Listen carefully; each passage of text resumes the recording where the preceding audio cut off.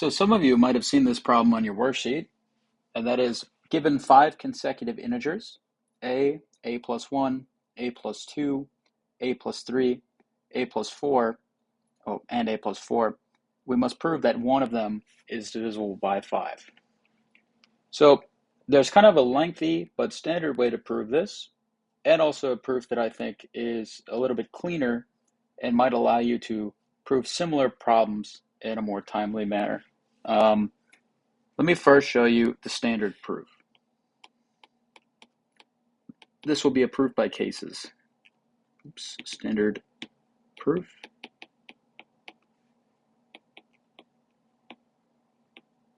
I'll call this proof 1.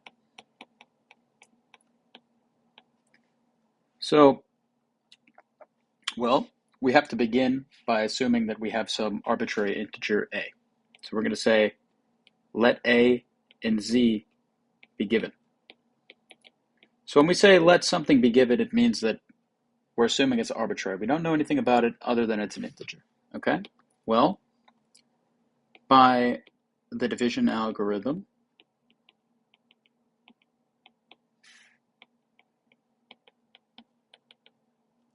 we know that there exists q and z and r in the set 0, 1 through 4,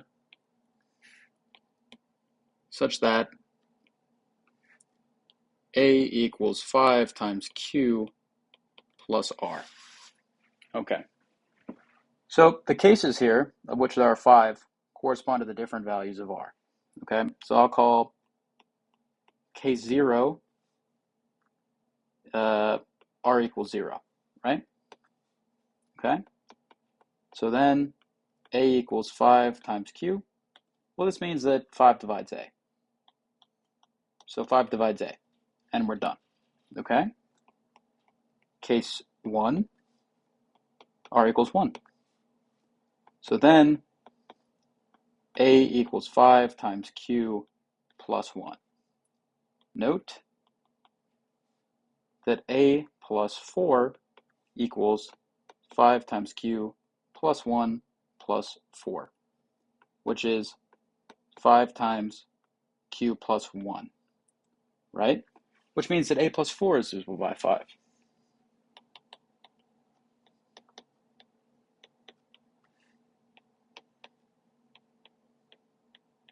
Okay, case 2,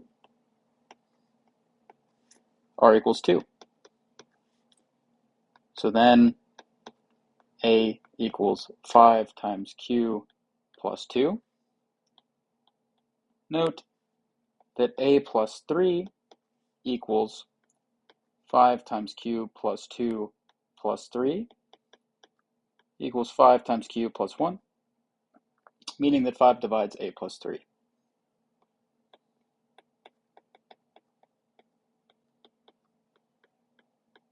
Okay, case 3, all of the cases here are identical, basically. So r equals 3, then a equals 5 times q plus 3. So a plus 2 equals 5 times q plus 3 plus 2 equals 5 times q plus 1. Okay?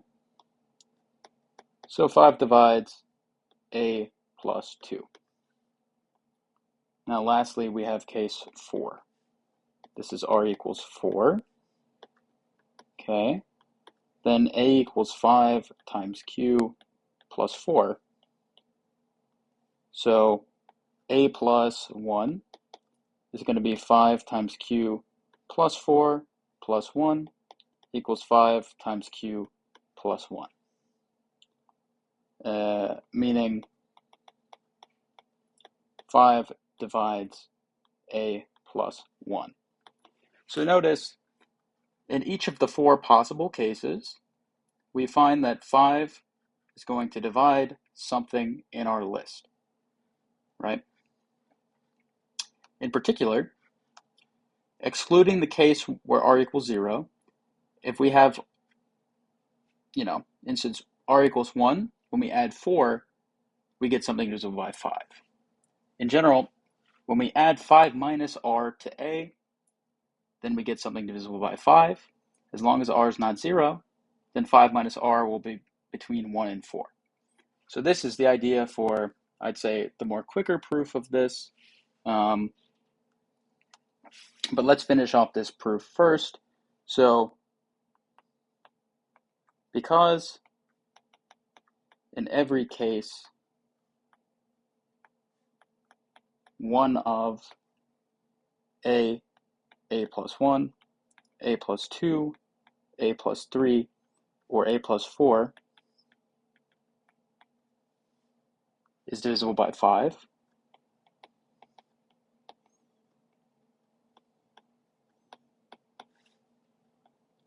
we know that given 5 consecutive integers,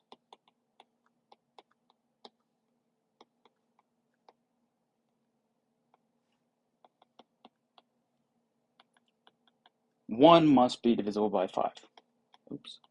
1 must be divisible by 5.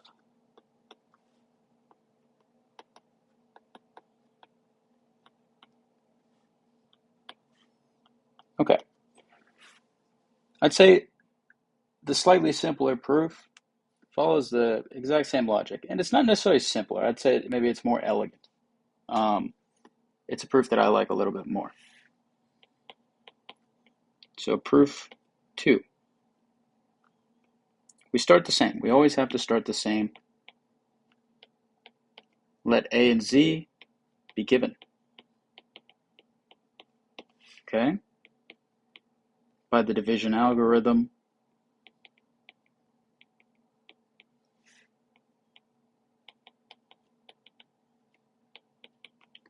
there exists some q that's an integer and some r that's between 0 and 4 such that a equals 5 times q plus r. So we still need to consider the case where r equals 0, and I'll explain that in a second, but we can compress all of the other cases into one single case. So if r equals 0, a equals 5 times q plus 0 equals 5 times q. So 5 divides a, and we are done.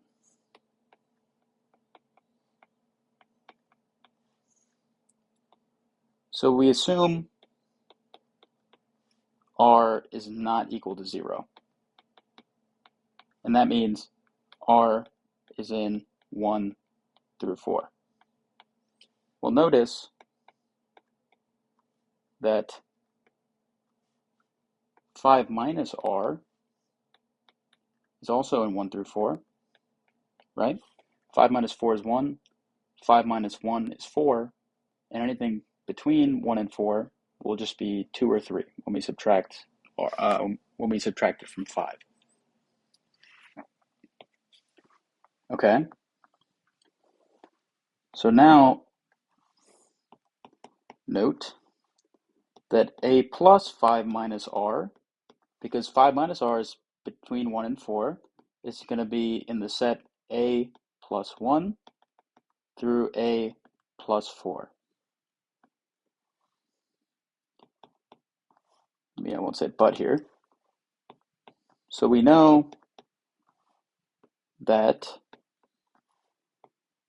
a plus 5 minus r is going to be 5 times q plus r plus 5 minus r equals 5 times q plus 5, which is 5 times q plus 1. Okay? So 5 divides 1 of a plus 1, a plus 2, a plus 3, or a plus 4, right? And this completes the proof, right? Because if r is 0, then then 5 divides A. If R is non-zero, then 5 must divide one of the other elements in our list. So given 5 consecutive integers,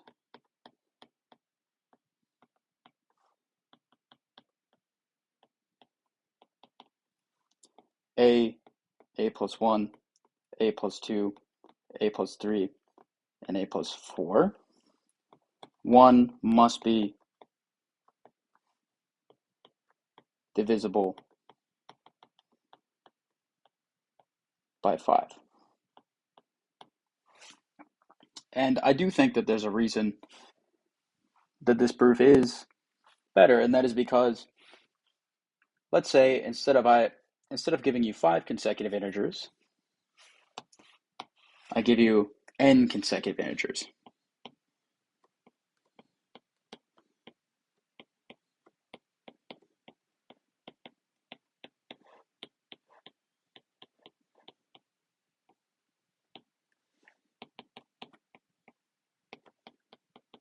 So in this case, it'd be A plus 1, A plus 2, through A plus n minus 1.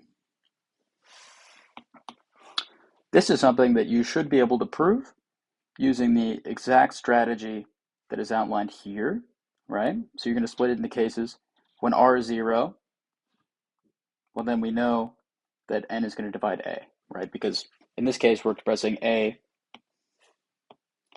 as some q times n plus R for R in the set 0 through n minus 1.